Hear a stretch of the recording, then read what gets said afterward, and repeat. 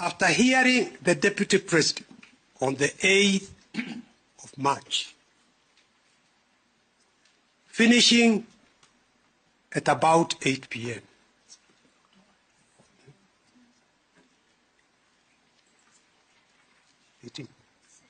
Anyway, on the date that the National Assembly considered this motion, they voted to impeach close to 9 p.m. The normal working hours are daylight hours.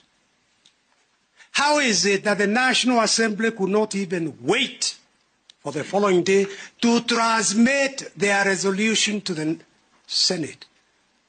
My Lord, it was transmitted at night.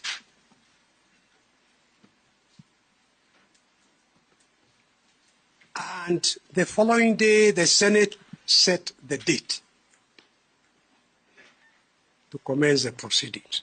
Equally, when the Senate, after depriving the Deputy President a fair opportunity to defend himself, impeached him on 5 out of the 11 grounds. Equally, they had to transmit the impeachment resolution back to the Senate close to midnight on the same night.